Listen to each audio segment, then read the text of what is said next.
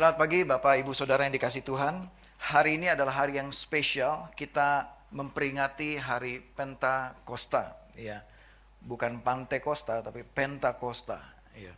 Pentakosta artinya hari ke-50, ya, hari ke-50.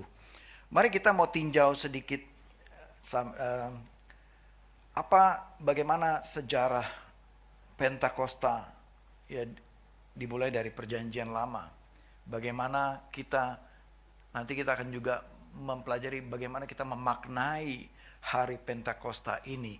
Sebagaimana tadi sudah dibuka dengan video update misi Every Nation Church di seluruh dunia, kita menjadi bagian dari keluarga Every Nation kita, ya, di seluruh dunia. Sekarang kita ada di lebih dari 80 negara dan ada cukup banyak upaya perintisan-perintisan di beberapa negara seperti yang tadi kita lihat beberapa update-nya. Nah, mari kita mau lihat sejarah dari asal mula Pentakosta. Untuk itu kita akan buka dari kitab Kisah Para Rasul. Saya beri judul pada hari ini The Harvest of Redemption. Penuaian atas penebusan, ya, tuayan penebusan, ya. Saya mengajak kita semua untuk membaca bersama-sama nats firman Tuhan pada pagi hari ini. Mari kita bangkit berdiri. Kita perkatakan firman Tuhan ini bersama-sama. Sudah saya sediakan di depan. 1, 2, 3. Ketika tiba hari Pentakosta, semua orang percaya berkumpul di satu tempat. Tiba-tiba turunlah dari langit suatu bunyi seperti tiupan angin keras yang memenuhi seluruh rumah di mana mereka duduk. Dan tampaklah kepada mereka lidah-lidah seperti nyala api yang bertebaran dan hinggap pada mereka masing-masing. Maka penuhlah mereka dengan Roh Kudus, lalu mereka mulai berkata-kata dalam bahasa-bahasa lain seperti yang diberikan Roh itu kepada mereka untuk mengatakannya. Kita berdoa. Kami berdoa pada pagi hari ini untuk firman diberitakan yang mengubahkan kehidupan kami, dan Roh Kudus menggerakkan hati kami untuk melihat tuayan-tuayan yang sudah matang dan menguning di ladang-Mu Tuhan. Di dalam nama Tuhan Yesus. Amin. Silakan duduk Bapak Ibu Saudara. Ada tiga makna. Ada tiga perayaan dalam sejarah bangsa Israel kuno.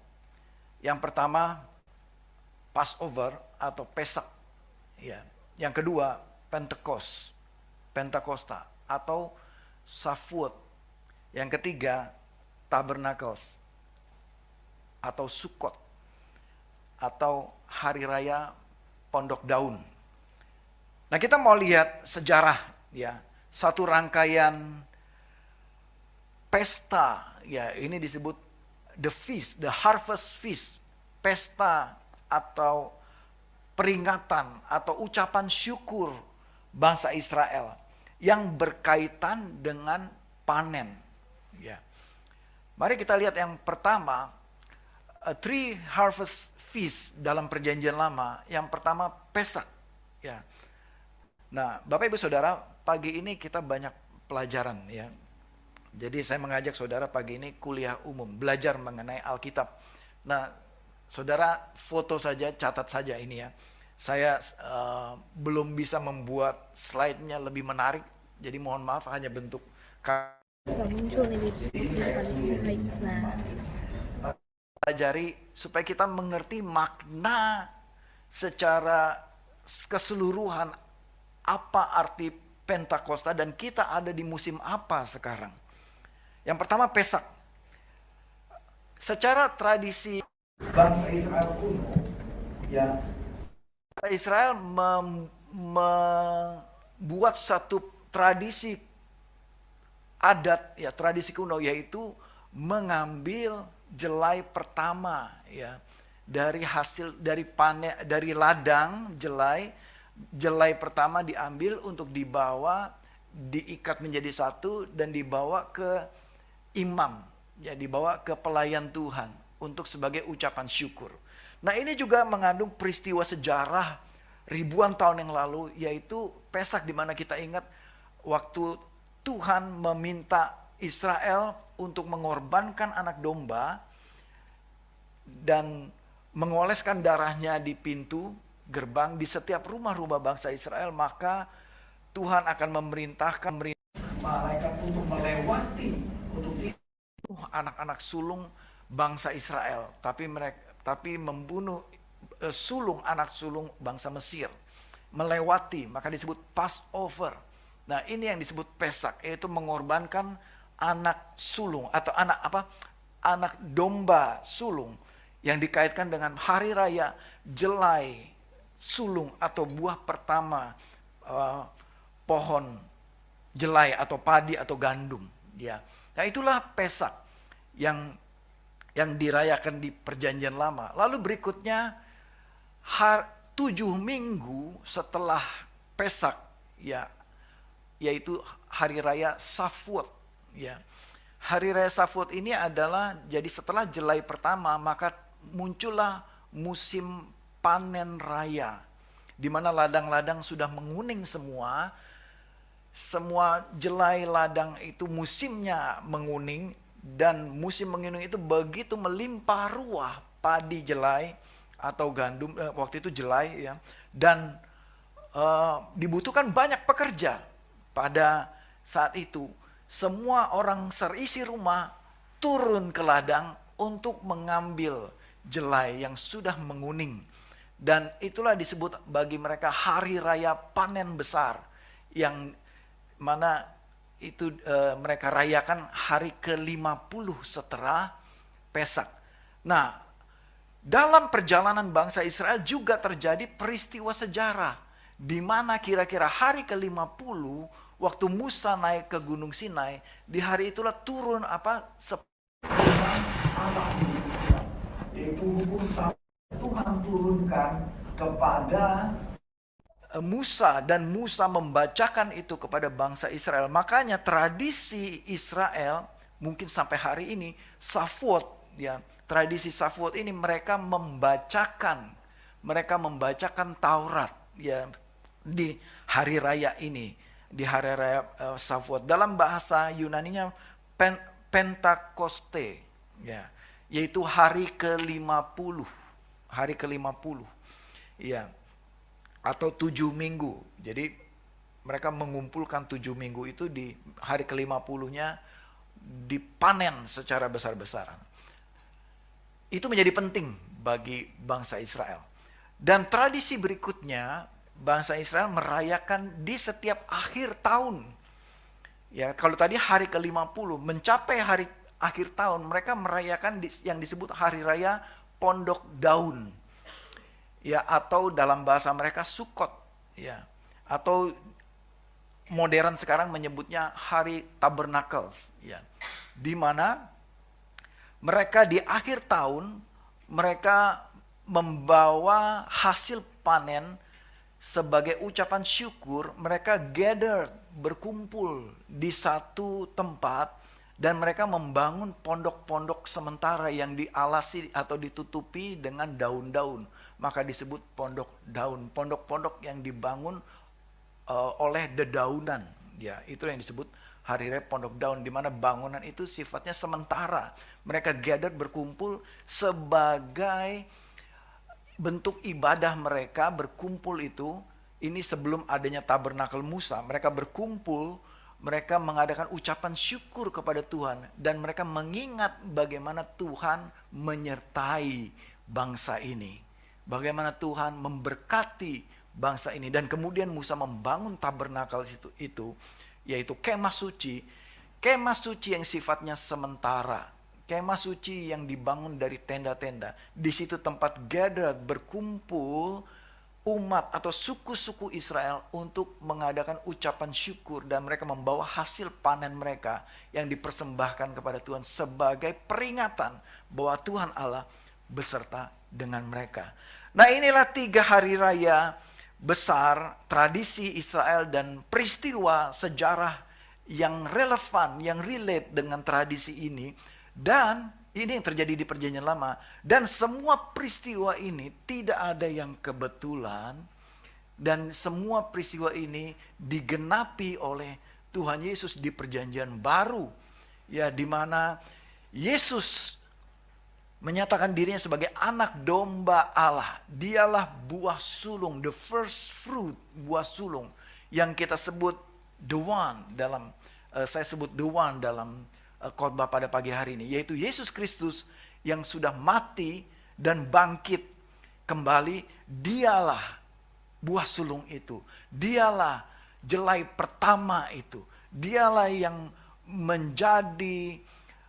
membuka semua panen-panen besar selanjutnya setelah itu. Yesuslah yang memulainya. Dia adalah the one, buah sulung yang menebus semua umat manusia. Dan ya, itu menggenapi ya Pesak tadi di perjanjian lama. Dan penggenapan berikutnya di hari ke-50, tepat setelah setelah kebangkitan Yesus, Setelah kebangkitan Yesus, tepat hari ke-50, di mana waktu itu murid-murid 120 murid berkumpul di Yerusalem, disitulah Roh Kudus dicurahkan. Ya, hari ini yang kita rayakan. Dan pada saat pencurahan Roh Kudus itu, terjadilah hari itu tuaian besar terjadi. Ada kurang lebih 3.000 jiwa percaya kepada Yesus Kristus Tuhan. Ya, karena pencurahan Roh Kudus itu yang terjadi di hari ke-50. Dan inilah penggenapan atas the harvest feast yang beribu-ribu tahun bangsa Israel rayakan. Terjadi, Roh Kudus turun. Di perjanjian lama, Pentakosta adalah turunnya 10 perintah Allah. Di perjanjian baru, Pentakosta adalah turunnya Roh Kudus kepada jiwa-jiwa, kepada murid-murid. Dan the tabernacles atau all, yang saya sebut all, yaitu berkumpulnya orang-orang Israel dari berbagai daerah bangsa-bangsa. Pada saat itu di ayat ke-9, kita orang Parsia, Media, Elam, penduduk Mesopotamia, Yudea, Kapadokia, Pontus dan Asia, Frigia, Pamfilia, Mesir, dan daerah-daerah Libya yang berdekatan dengan Kirene, dan pendatang dari Roma, ini dan masih banyak lagi orang Kreta, orang dari Arab. Dengar mereka berbicara dalam bahasa kita sendiri tentang perbuatan-perbuatan besar yang dilakukan Allah. Melambangkan apa ini? Dari berbagai daerah, dari berbagai bangsa, gather together, datang berkumpul bersama-sama di Yerusalem, di Bait Allah. Dan ini menggenapi hari raya Pondok Daun yang sudah terjadi ribuan tahun yang dirayakan itu. Terjadi pada hari itu. Mereka berkumpul dari berbagai bangsa. Saudara, apa maknanya ini bagi kita sekarang? Apa penggenapannya bagi generasi kita sampai saat ini? Panen pertama yang kita meringati sampai sekarang, kebangkitan Yesus, adalah suatu jaminan bagi kita bahwa tuaian besar akan Tuhan datangkan sampai akhir zaman. Jaminan bahwa Tuhan akan membawa berbagai orang dari berbagai suku bangsa. Bahwa penggenapan akan keselamatan tidak hanya bagi bangsa Israel, tapi bagi semua suku bangsa. Bagi all nation, bagi every nation, penggenapan ini. Ya. Dan hari panen raya yang dimaksud, panen raya Pentakosta melambang apa? Penggenapannya apa pada masa kini? Yaitu Roh Kudus dicurahkan kepada mereka pada saat itu dan kepada kita pada saat ini. Masih berlaku dan masih dicurahkan kepada kita di ayat ke-39 ya, dari pasal kedua. Sebab bagi kamulah janji itu, bagi anak-anakmu, dan bagi semua orang yang masih jauh. Bagi semua orang yang masih jauh. Ini ditulis 2000 tahun yang lalu. Waktu Petrus berkhotbah. Petrus mengatakan bagi kamulah yang hadir pada masa itu, yaitu 3.000 orang itu, Dan Petrus mengatakan, dan bagi semua anak-anakmu, generasi berikutnya, dan bagi semua orang yang masih jauh, kemudian hari, ribuan tahun kemudian, yaitu kita pada masa ini. Sebanyak orang, sebanyak yang akan dipanggil Tuhan Allah kita. Yaitu kita semua, jemaat yang dikasih Tuhan. Kita semua pada pagi hari ini. Kitalah orang yang dipanggil oleh Tuhan untuk menjadi murid Kristus. Dan berarti kepada kitalah janji itu. Yaitu kepada kitalah Roh Kudus Tuhan curahkan. Ya, Roh Kudus diberikan bagi kita saat ini. Ini yang disebut panen raya. Yang begitu besar. Bukan hanya 3.000 pada masa itu. Dan berarti akan berjuta-juta, bermiliar-miliar orang. Dan lebih banyak lagi panen tuaian akan terjadi sampai dengan hari ini. Dan akan terus sampai next generasi setelah kita. Sampai Kristus datang kedua kalinya di ayat ketiga, yang poin ketiga. Sampai penutupan panen di akhir tahun. Yaitu maksudnya apa? Di akhir zaman nanti. Pada saat Yesus datang kedua kalinya. Sebanyak-banyaknya jiwa yang Tuhan panggil. Sebanyak-banyaknya suku bangsa yang berkumpul. Yang Tuhan panggil menyembah Yesus Kristus Tuhan ada di Wahyu. Saya bacakan saja. Wahyu 7. Ayat yang ke-9. Setelah itu aku melihat. Sesungguhnya suatu kumpulan besar. Orang banyak yang tidak dapat dihitung jumlahnya. Ini banyak sekali. Ya, panen raya. Begitu besar jumlahnya. Dan tidak dapat dihitung jumlahnya. Berarti banyak sekali. Dari segala suku bangsa. Dari segala bangsa. Dari segala suku. Dari segala umat. Dari segala bahasa. Ya, ada berapa banyak bahasa di bumi pada saat ini sekarang? Mungkin ribuan ya. Puluhan ribu mungkin bahasa. Saya kurang ahli dalam hal ini. Ada berapa suku? Ada ratusan ribu suku di seluruh dunia. Ya, ada berapa kaum? Ada berapa umat? Bisa berjadi jutaan miliar kaum dan umat. Kaum umat ini maksudnya marga. Ya, ada berapa marga? Banyak sekali. Ya, dan hadir di sana, berdiri di hadapan tahta dan di hadapan anak domba, memakai jubah putih dan memegang daun-daun palem di tangan mereka. Dengan suara nyaring mereka berseru, keselamatan ada pada Allah kita yang duduk di atas tahta dan bagi anak domba. Di akhir nanti, saudara-saudara yang dikasih Tuhan, di akhir dari kehidupan zaman ini, berarti kehidupan kita belum berakhir. Di kehidupan berikutnya, kita akan berkumpul bersama-sama ribuan, jutaan, miliaran, lebih dari miliar orang berkumpul bersama-sama dengan berbagai bahasa, bersama-sama akan memuji, menyembah Tuhan dan mengatakan salvation belongs to you, belongs to our God, dan kepada anak domba, keselamatan bagi Allah kita dan kepada anak domba yaitu Yesus Kristus Tuhan kita. Nah, inilah peta penebusan atau the story of redemption, perjalanan penebusan atau the roadmap of redemption, mulai diperkenalkan oleh Tuhan dari perjanjian lama, dari hari tradisi hari raya yang bangsa Israel lakukan, dari jelai pertama, dari panen raya di hari ke-50, dan penutupan ucapan syukur di hari terakhir. Mereka menaikkan ucapan syukur, lambang penyertaan Tuhan. Dari peristiwa sejarah yang Tuhan buat, di mana bangsa Israel keluar dari tanah Mesir. Bangsa Israel dibebaskan dari tulah ke-10. Di mana hari berikutnya, pada hari ke-50 kira-kira, hukum Taurat diturunkan, 10 perintah Allah. Dan kemudian Tuhan memerintahkan Israel membangun tabernakel, merayakan ucapan syukur, panen, penutupan pada akhir tahun. Dan terjadi digenapi, Yesus datang untuk mati di kayu salib dan naik ke surga untuk menjamin keselamatan kita, untuk menjamin tuaian yang akan terjadi, dan Roh Kudus dicurahkan. pada hari yang ke-50. Dan sampai nanti, gather together di hadapan tahta Allah, berkumpul semua bangsa-bangsa.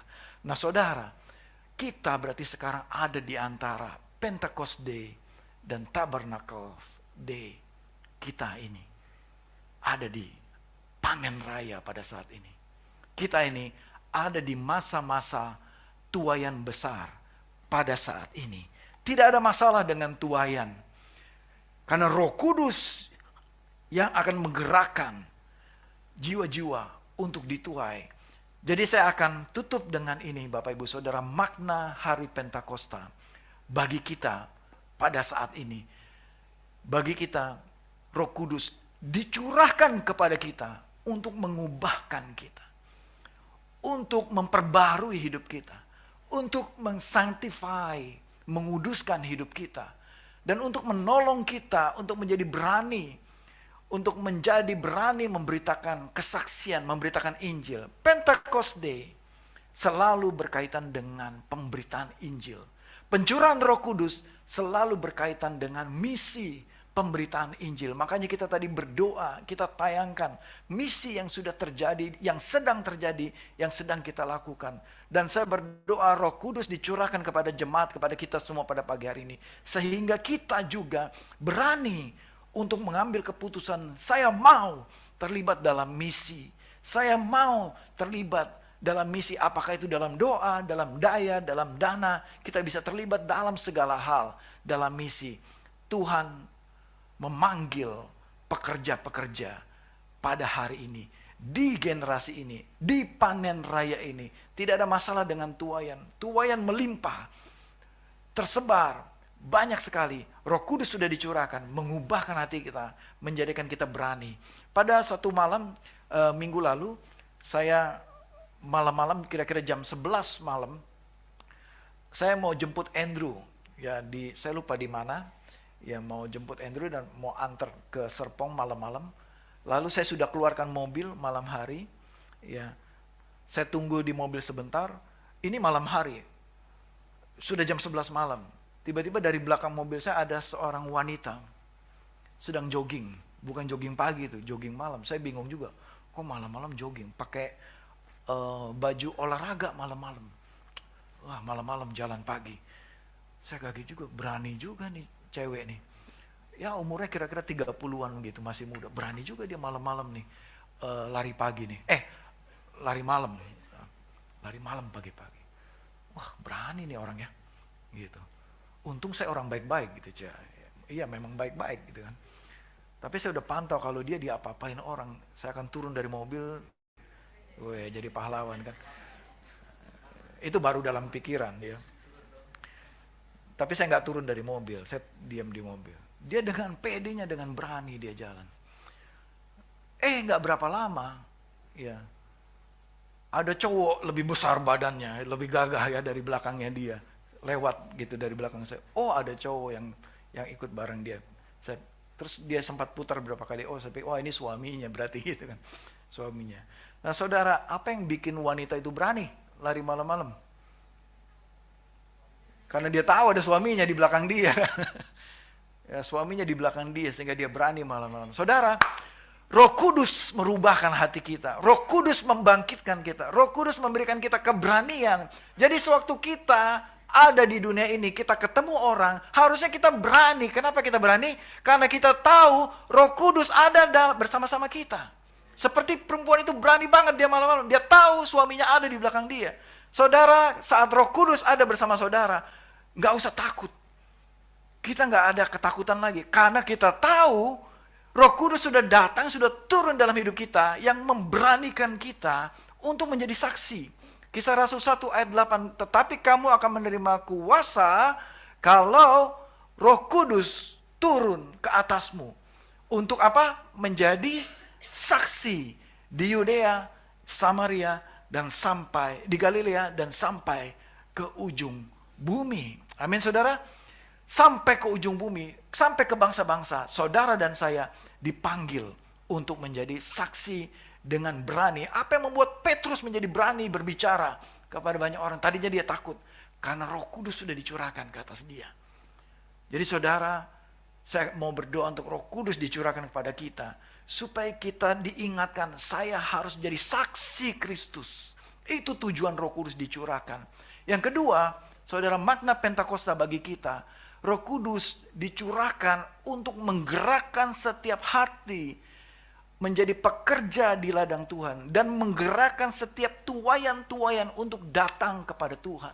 Pada saat panen raya itu Roh Kudus dicurahkan, ada 3.000 orang yang menyerahkan diri kepada Tuhan. Kenapa? Karena Roh Kudus yang menggerakkan jiwa-jiwa itu. Bukan saudara dan saya yang bikin orang bertobat, tapi Roh Kudus yang akan menggerakkan orang untuk datang kepada Kristus. Amin saudara. Jadi mari kita sungguh-sungguh berjalan dalam tuntunan Roh Kudus. Tuayan itu gak ada masalah. Roh Kudus yang akan membawa tuayan itu. Roh Kudus yang akan menggerakkan setiap hati. Bapa di surga yang akan membawa setiap hati, menggerakkan setiap hati datang kepada Kristus. Untuk itu, di masa panen raya ini, di masa Pentakosta ini, ada begitu banyak tuayan. Untuk itu dibutuhkan banyak pekerja. Amin saudara. Dibutuhkan banyak pekerja. Kurang amin yang gak ada yang amin. Apa perlu dicerna dulu, saya ulang ya. Dibutuhkan banyak pekerja. Amin. Sedikit aminnya. Coba lihat ke kiri kanan, bilang dibutuhkan banyak pekerja. Dibutuhkan banyak pekerja. Amin. Iya. Siapa pekerjanya saudara? Saya. Katakan saya. Saya. Ya. Jangan tunjuk-tunjukkan you. Ya. Kita pekerjanya. Amin saudara. Mari kita terima berkat dari Tuhan. Kami bersyukur untuk hari ini, di hari Pentakosta, Tuhan mengingatkan kami, dan Tuhan, firman-Mu mengubahkan kehidupan kami, dan biar kami menjadi pribadi yang baru mulai hari ini di dalam Kristus Tuhan. Jemaat yang dikasih Tuhan, terimalah berkat dari Tuhan. Tuhan memberkati engkau dan melindungi engkau. Tuhan menyinari engkau dengan wajahnya dan memberikan engkau kasih karunia. Dan Tuhan menghadapkan wajahnya kepadamu dan memberikan engkau damai sejahtera. Mulai hari ini sampai Kristus datang kedua kalinya. Kita semua jemaat percaya katakan bersama-sama. Amin. Amin. Amin.